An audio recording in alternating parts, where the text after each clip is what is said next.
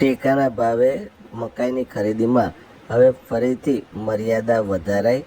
અગાઉ પ્રતિ ખેડૂત 15 ક્વિન્ટલ મકાઈ ટેકાના ભાવે ખરીદવાની હતી, પરંતુ હવે પ્રતિ ખેડૂત 25 ક્વિન્ટલ મકાઈ ટેકાના ભાવે ખરીદવામાં આવશે તેવી જાહેરાત કૃષિ મંત્રી દ્વારા કરવામાં આવી છે। કૃષિ મંત્રી દ્વારા કરાયેલી આ જાહેરાતમાં તેઓએ શું કહ્યું, આવો આપણે સાંભળીએ। નમસ્કાર।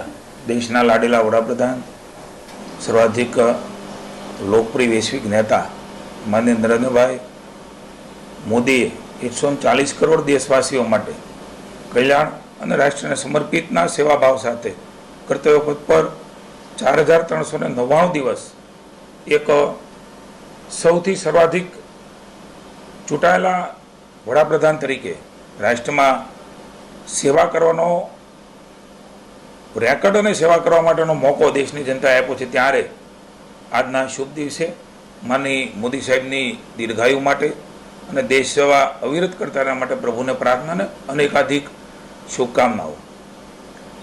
રાજ્યના મુખ્યમંત્રી શ્રી ભૂપેન્દ્રભાઈ મોદી સાથે વિચાર વિમર્શ બાદ કિસાન સંઘના શ્રી જગમલભાઈ પ્રમુખ શ્રી, મહામંત્રી શ્રી આર કે પટેલ, નરેન્દ્રભાઈ પટેલ, અમૃતભાઈ પટેલ અને અન્ન નાગરિક પુરવઠાના માનનીય મંત્રી શ્રી રમણભાઈ સોલંકી અને હું વિચાર વિમર્શ કર્યા બાદ એક ખેડૂતોના હિતમાં મહત્વનો નિર્ણય રાજ્યની સરકારે ભૂપેન્દ્રભાઈના માર્ગદર્શનથી ભૂપેન્દ્રભાઈ સાથે ચર્ચા કરીને લીધો છે। બાજરીની ખરીદી ખેડૂત દીઠ 2000 કિલો થતી હતી, હવે નિર્ણય એ 3500 કિલો ખરીદવાનો નિર્ણય કર્યો છે, એટલે કે 175 મણ એ ખેડૂતની બાજરી ખરીદવામાં આવશે। સાથે સાથે મકાઈ પણ 1500 કિલો ખરીદી થતી હતી, એની 2500 કિલો થશે, એટલે કે 125 મણ એ ખરીદવામાં આવશે।